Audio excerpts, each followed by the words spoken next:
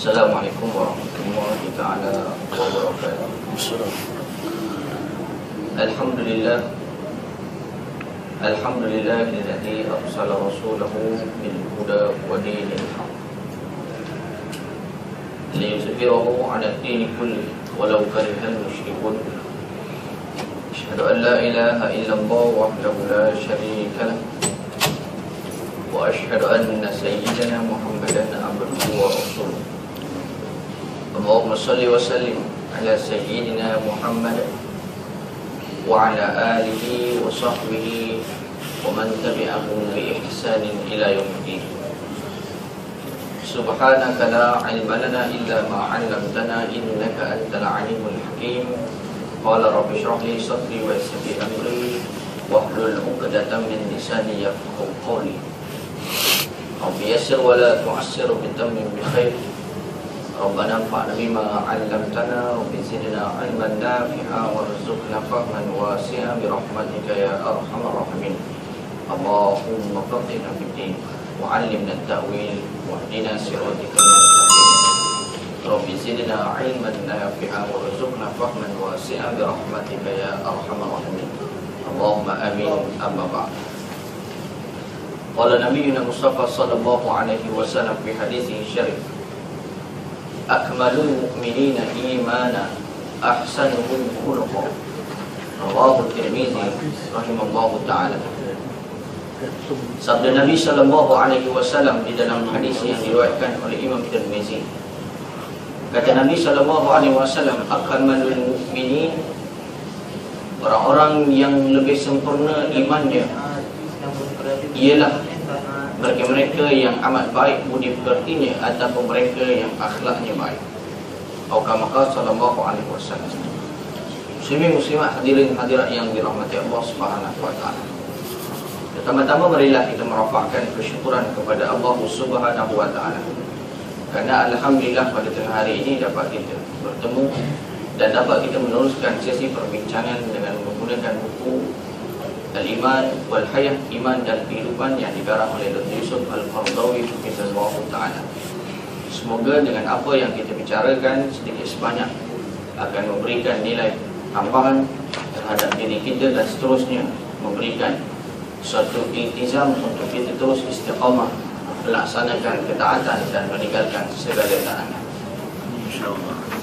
Berbetulan pada bulan ini ataupun pada hari ini ataupun minggu ini kita telah pun masuk di dalam bulan Zulqa'dah, yang mana bulan Zulqa'dah adalah bulan yang penuh dengan ibrah, iaitu bulan yang dinamakan sebagai Ashharul Hurum, yang mana di sana terdapat beberapa peristiwa ataupun di sana terdapat peristiwa yang sangat besar di dalam dunia Islam pada zaman kehidupan Nabi sallallahu alaihi wasallam.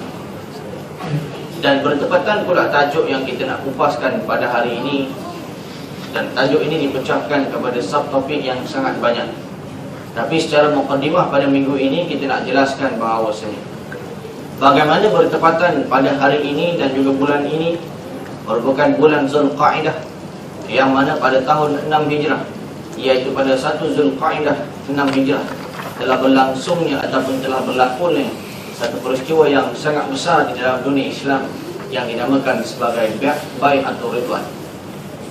Yang mana Bai'atul Ridwan ini adalah merupakan rentetan awal sebelum berlakunya perjanjian yang dinamakan Sulhu Al-Hudaybiyah, iaitu perjanjian damai Hudaybiyah yang berlaku pada bulan Zulqa'dah. Ianya berlaku pada tahun 6 Hijrah, yang mana di sana ada beberapa aspek yang perlu kita lihat dari segi aspek yang dinamakan sebagai iman dan juga akhlak, iaitu tajuk yang kita akan kupaskan pada tengah hari ini, iaitu bagaimana hubung kait di antara iman seseorang dan bagaimana akhlak ianya merupakan salah satu cabang dalam nak menyempurnakan keimanan dalam diri seseorang. Sebab itu Nabi sallallahu alaihi wasallam menyatakan dalam hadis yang kita sebutkan di dalam muqaddimah tadi, akmalul mu'minina imana ahsanuhum khuluqa. Sebaik-baik iman ataupun paling sempurna iman seseorang mukmin tersebut ialah apabila mereka ini baik ataupun akhlak mereka adalah akhlak yang sangat baik.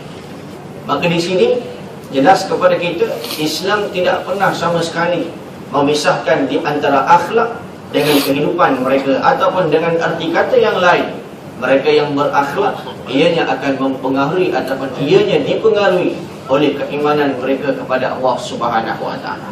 Kenapa perlu kita tegaskan perkara ini? Kerana ianya sebagai suatu perbezaan dan juga sebagai suatu benteng untuk kita buat perbezaan di antara kita dan bukan Islam, di antara Islam dan juga Barat, yang mana mereka membezakan di antara akhlak dengan moral. Moral adalah satu perkara yang dinamakan sebagai kesedaran yang lahir daripada seseorang yang mana ingin melakukan perkara kebaikan. Ianya bukannya satu perkara yang melibatkan urusan keimanan.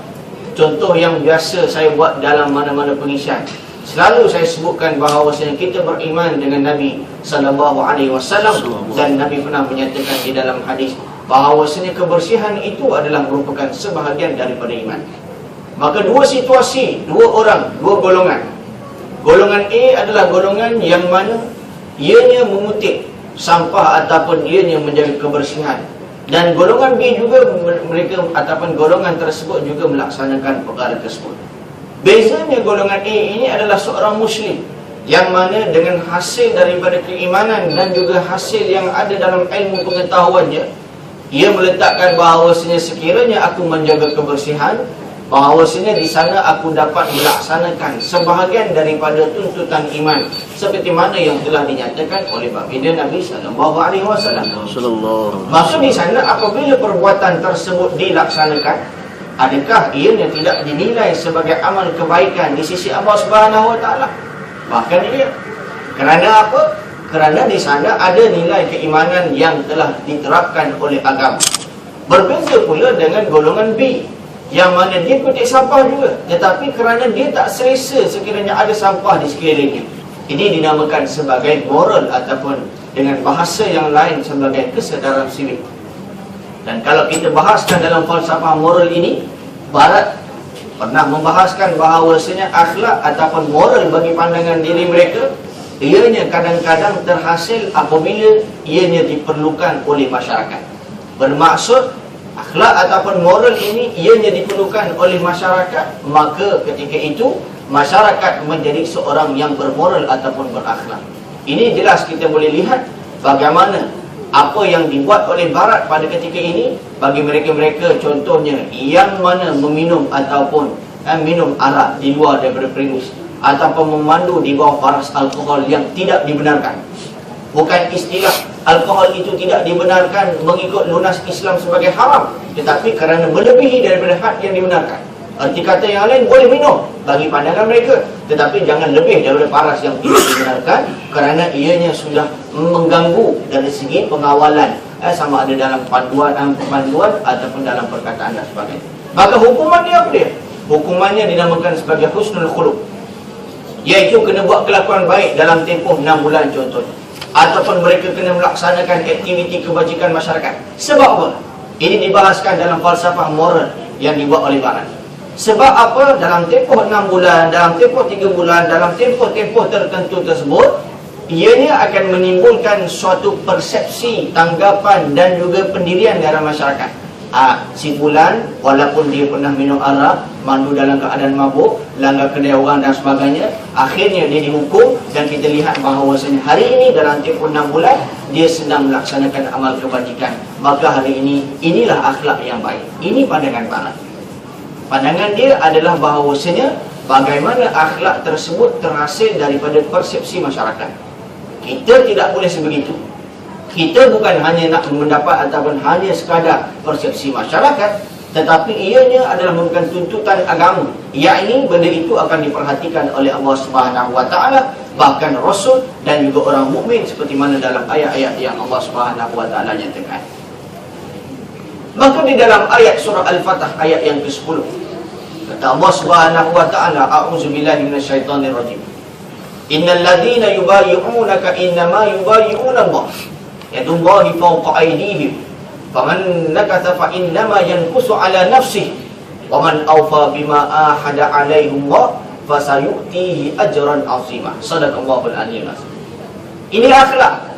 Bagaimana tak kala mana Sayyidina Osman yang dihantar oleh baginda Nabi sallallahu alaihi wasallam untuk berunding dengan golongan musyrikin Mekah supaya mengizinkan gerombolan umat Islam seramai 1,400 orang untuk menunaikan umrah pada tahun 6 Hijrah. Dan setelah mana golongan musyrikin Mekah mengambil masa yang lama, dinyatakan sebanyak 3 hari, maka timbul desas-desu bahawasanya Osman bin Affan telah dibunuh oleh musyrikin Mekah. Atas dasar tersebut, maka Nabi mengisytiharkan hari ini kita semua kena berbai'ah. Kita kena melaksanakan taat setia kepada Allah Subhanahu Wa Taala di bawah pokok Ridwan ataupun di bawah tempat yang dinamakan bawah pokok tersebut. Maka ketika itu Nabi menyatakan bahawasanya taat setia ini supaya kita menuntut bela atas kematian yang didesas-desuskan atas kematian Sayyidina Osman Ibn Affan radhiyallahu taala. Perkara yang pertama petang ini ataupun tengah hari ini yang perlu kita pelajari, mempertahankan nyawa umat Islam, ianya adalah merupakan akhlak dan juga keimanan kita kepada Allah Subhanahu Wa Taala. Hari ini kita berdemonstrasi apabila nyawa umat Islam diperkotak-katikkan. Hari ini kita membuat protes aman apabila umat Islam diperkotak-katikkan. Hari ini kita membuat piket apabila umat Islam ataupun Rasul sallallahu alaihi wasallam dihina dan juga diinjak. Maka itu adalah bukan nilai iman berdasarkan daripada zahir hadis yang Nabi sebutkan bahawasanya man ra'a munkar falyughayyiru biyadihi. Barang siapa yang melihat kemungkaran, maka ubahlah dengan kuasa, dengan tangan. Fa illam yastati', sekiranya tak mampu, gunakanlah dengan lidah, gunakan dengan nasihat, gunakan dengan teguran. Wa fa illam yastati' fa bi lisan fa bi qalbi, kalau tak mampu juga guna hati, protes hati, protes dengan apa yang kita tak suka dalam hati pun dikira sebagai keimanan. Kemudian Nabi kata sekiranya tak mampu juga ataupun itu adalah merupakan selemah-lemah iman, wazalika adhaful iman, paling lemah benci dengan hati. Kalau tak boleh buat juga, maka Nabi sebut dalam hadis yang disebutkan oleh Imam Muslim yang lain, menyatakan bahawa kalau 3 perkara tidak boleh dibuat juga, maka ketika itu Nabi sallallahu alaihi wasallam menyatakan sekiranya itu berlaku, itulah tanda-tanda seseorang yang tidak ada langsung walaupun sebiji sawi, sebiji buah sawi daripada keimanan. Makna dah tak ada iman dah, sebab dia tidak ada tanda untuk membenci akan kemungkaran dan sebagainya. Maka sebab itu dalam akhlak kita diajar bahawasanya asy-syuja'ah, keberanian, as-sabat, tetap pendirian, tegas, itu adalah merupakan akhlak kita sebagai seorang orang yang beriman. Bukan hari ini akhlak hanya kita membicarakan mengenai sabar. Kerana sabar dalam Islam, kalau kita lihat dalam perbahasan akhlak, sabar itu dia mempunyai batasan, iaitu batasan agama, ianya tidak boleh dinodai, istilah mudah. Hari ini kita nak sabar, orang hinjak agama kita, sabar, Islam suruh sabar. Dan kita tidak boleh kiaskan apa yang berlaku dalam sulh Hudaibiyah. Dalam sulh Hudaibiyah orang mengiaskan ataupun orang membuat perbandingan ataupun penyamaan bahawasanya lihatlah kesabaran, lihatlah toleransi, bagaimana Nabi sanggup memadamkan beberapa perkara yang telah diletakkan dalam isi kandungan perjanjian ketika mana yang ditandatangani di antara umat Islam ataupun umat Islam dan dengan juga golongan musyrikin yang diketuai oleh Suhaib bin Amr. Kerana perbahasan sirah menyatakan bahawasanya apa yang dipadam, iaitu bismillah, memang benar boleh dipadam kerana benda itu tidak diiktiraf oleh akidah golongan musyrikin. Begitu juga Rasulullah, benda ini dipadam, maka Nabi sendiri setuju walaupun para sahabat tidak bersetuju, kerana golongan musyrikin memang sendiri tak isytihad ataupun tak iktiraf Nabi sebagai Rasulullah. Tetapi pada hakikatnya para ulama menyatakan Muhammad bin Abdillah, ianya telah dikenali di semenanjung tanah Arab sebagai seorang Nabi. Tak tulis pun orang dah tahu ini Nabi. Sebab ketika itu adalah zaman kemenangan, zaman 6 Hijrah, yang mana umat Islam dah kenal siapa Muhammad, kerana Islam ketika itu sudah memerintah di Madinah. Ini bukan zaman Mekah, yang mana zaman ketika itu ramai orang tidak kenal siapa itu Muhammad. Maka sebab itu tidak menjadi satu kepelikan. Bahkan Nabi menyatakan kepada Sayyidina Umar, ini bukan penghinaan terhadap agama, tetapi aku mendahulukan perdamaian. Sedangkan ketika itu Islam boleh menyerang dengan gerombolan tentera yang ada ketika itu sebanyak 1,400 orang. Tetapi pada hakikatnya kita mendahulukan perdamaian, kita mendahulukan tasamuh, toleransi, kerana kebiasaannya mereka-mereka yang tidak ataupun mereka-mereka yang mempunyai niat dan juga tujuan yang tertentu dalam sesebuah perjanjian, ianya tidak akan kekal lama dalam perjanjian. Ini jelas dalam mana-mana perjanjian sekalipun. Kita lihat dalam Piagam Madinah, kita lihat dalam perjanjian di antara Islam dan juga golongan Yahudi. Tak sampai berapa tahun saja, kita lihat Bani Quraizah keluar daripada perjanjian pada tahun 4 Hijrah apabila berlakunya peristiwa peperangan Khandaq. Sebelum daripada itu, Bani Qainuqa dan juga Bani Nadir, mereka ini keluar daripada perjanjian. Tak sampai pada tahun 4 Hijrah, tak sampai 3 tahun, mereka dah keluar daripada perjanjian.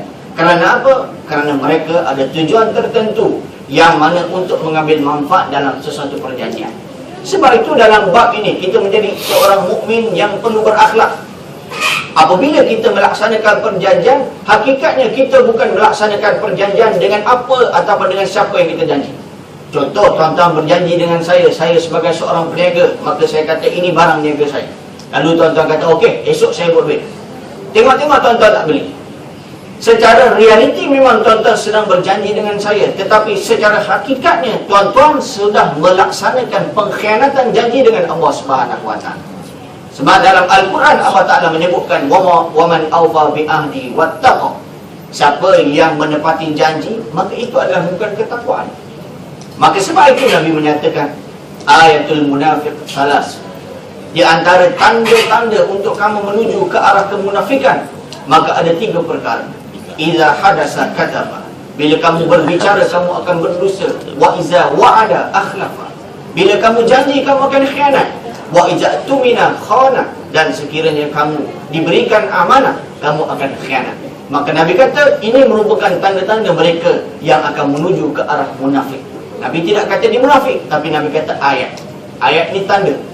Tak, sumpah saya kata kepada tuan-tuan, atau tuan-tuan kata, ustaz mata saya pek macam nak tidur. Saya tak tidur lagi, tapi tuan-tuan kata alamat ataupun tanda-tanda nak tidur. Tuan-tuan tak kata saya tidur, tapi tuan-tuan kata itu tanda-tanda orang yang nak tidur. Berarti kita tidak menghukumkan dia tidur, tapi kita kata ada tanda-tanda. Maka orang yang ngantuk, dia seorang bantal, jangan dibiarkan.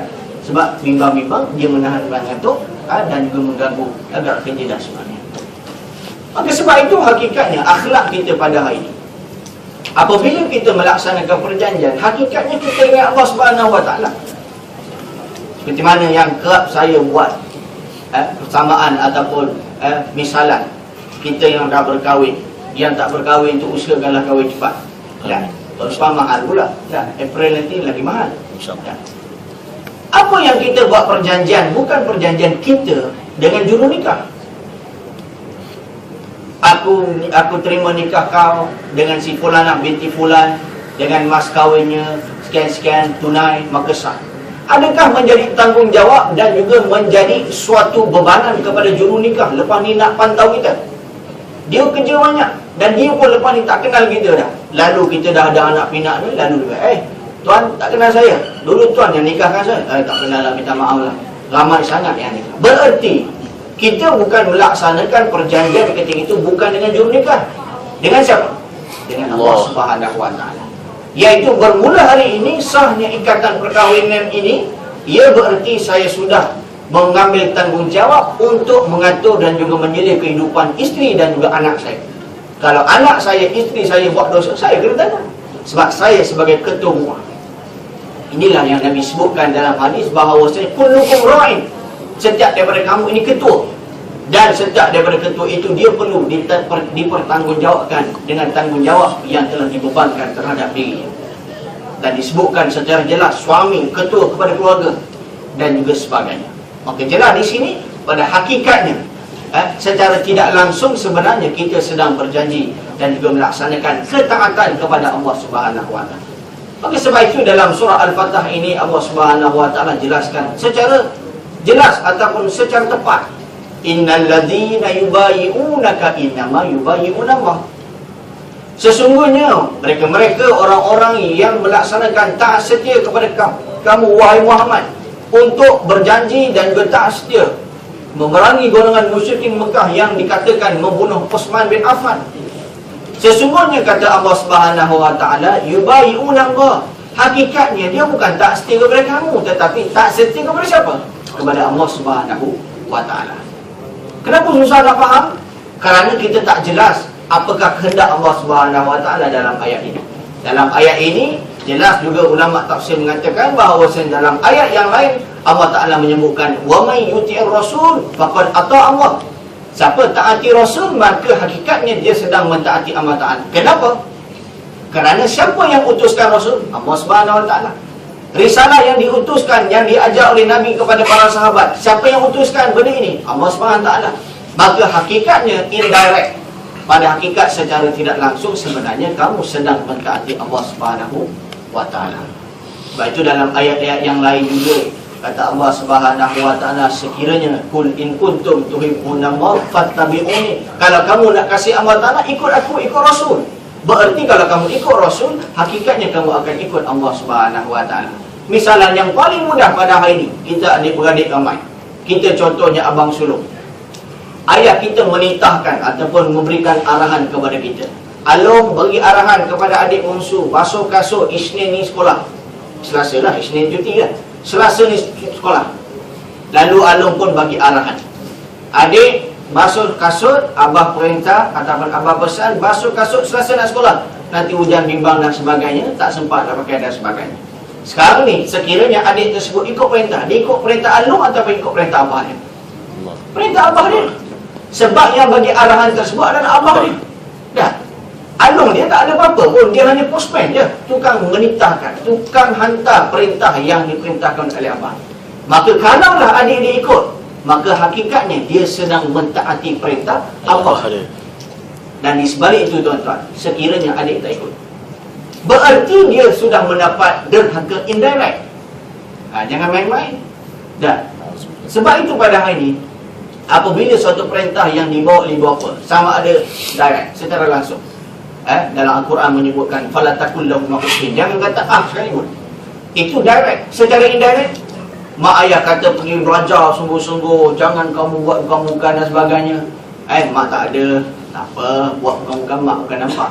Itu dinamakan sebagai suatu pengkhianatan terhadap arahan dan perintah daripada ibu bapa secara tidak langsung. Sebab itu perlu kita jelas perkara ini supaya kita faham kondisi kita dalam kita beriman kepada Allah Subhanahu Wa Ta'ala. Yadullahi fawqa aydihim, kata Allah Subhanahu Wa Ta'ala. Tak kala mana kamu melaksanakan tak setia dalam perjanjian ridwan tersebut, maka pada ketika itu Allah Subhanahu Wa Ta'ala memerhati kamu. Allah Subhanahu Wa Ta'ala bersama kamu. Allah Subhanahu Wa Ta'ala sentiasa perhatikan kamu. Bahkan Ibnu Katsir rahimahullah ta'ala menyebutkan dalam tafsirnya, Allah Subhanahu Wa Ta'ala tahu apa yang ada fi dhamairihim, dalam hati kamu semua Allah Ta'ala tahu. Sebab itu dalam bab ini kita lihat berapa ramai, berapa banyak peristiwa dalam sejarah Islam, mereka-mereka yang kata nak bersama dengan Islam, sama ada dalam peristiwa Bai'atul Ridwan ataupun dalam peristiwa-peristiwa yang sebelum daripada ini, yang golongan Yahudi berkata kami akan bersama dengan Islam dan sebagainya. Allah Ta'ala tahu mereka punya hati. Dan lalu Allah Subhanahu Wa Ta'ala tampilkan mereka satu persatu, kerana mereka tidak tahan untuk duduk dalam perjanjian. Maka timbullah golongan-golongan ini yang disebutkan dalam golongan sebagai munafik, yang bermula pada tahun 1 Hijrah ataupun bermula pada ketika mana di Madinah. Sebab apa? Ada agenda. Dan agenda tersebut Allah Ta'ala tahu tak kala mana hari pertama mereka melaksanakan perjanjian. Maka sebab itu tidak pelik dalam Sulh Hudaibiyah yang ditandatangani pada tahun 6 Hijrah, tak sampai 2 tahun berlakulah dinamakan peristiwa pembukaan kota Mekah. Sedangkan dalam peristiwa yang berlaku dalam perjanjian Hudaibiyah, kita lihat perjanjian yang sangat membebankan umat Islam, dan gencatan senjata yang diisytiharkan sebanyak 10 tahun. Tak sampai 2 tahun ketika itu Islam dapat kemenangan. Sebab apa? Musyrikin Mekah tak tahan dengan perjanjian yang ada. Maka sebab itu hasil daripada Sulh Hudaibiyah, perjanjian damai Hudaibiyah, kita lihat kebanyakan pembesar-pembesar Quraisy yang mana mereka ini lihat bagaimana akhlak yang ditunjukkan oleh Rasulullah, akhlak yang ditunjukkan oleh umat Islam. Maka ketika itu mereka lihat inilah sebenarnya kebenaran yang patut dan juga wajar diikuti. Maka bergerombolanlah umat Islam gerombolanlah golongan musyrikin Mekah ketika masuk dalam agama Allah Subhanahu Wa Ta'ala. Sebab itu kita baca apa dia? Kita baca dalam surah An-Nasr, iza ja'a nasrullahi wal fath. Apabila datang pertolongan dan diberikan pembukaan, yakni pembukaan kota Mekah, kamu akan lihat Apa yang kata Allah Ta'ala, kamu akan lihat mereka berbondong-bondong masuk dalam Islam. Ini peristiwa yang berlaku dalam peristiwa Hudaybiyah, dan juga peristiwa hasil daripada awalnya, iaitu dalam perjanjian Ridwan terhadap peristiwa umat Islam dan sebagainya. Dan yang seterusnya kata Allah Subhanahu wa Ta'ala, faman nakasa, barang siapa yang mana tidak menyempurnakan perjanjian tersebut, fa innama yanqusu ala nafsi, dia pada hakikatnya sedang membahayakan dirinya sendiri. Sebab apa? Allah Ta'ala tidak ada apa-apa kesan, dan orang yang sedang berjanji dengan kita pun tak ada kesan. Macam saya buat perjanjian, saya buat contoh tadi, saya sebagai peniaga, tuan-tuan nak beli barang saya, tuan-tuan tak beli, barang saya masih ada. Tuan-tuan pun, saya pun tak terima, ataupun saya tidak, duit saya bukan pada tuan-tuan, barang saya ada lagi, saya tidak ada apa-apa. Yang menjadi masalah kepada tuan-tuan, kerana tuan-tuan sudah berjanji tetapi tidak mahu menepati janji. Fa innama yanqusu ala nafsi.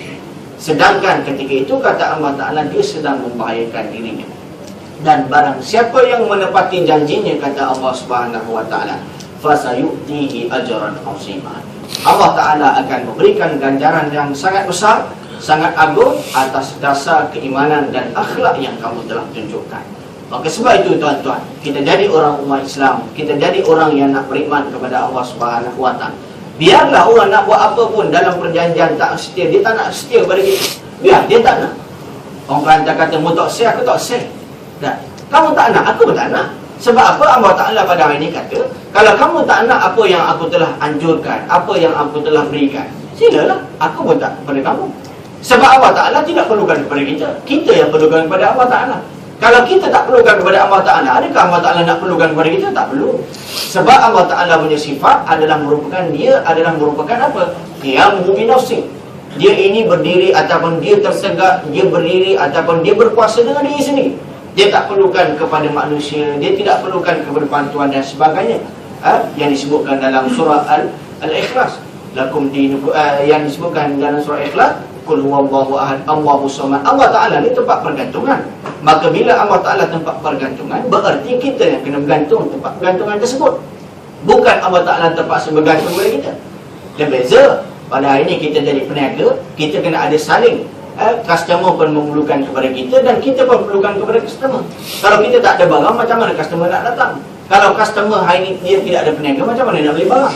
Dia ada saling pergantungan. Tapi dalam bab Allah Subhanahu wa Ta'ala, dalam bab Tuhan, ianya tidak sedemikian rupa.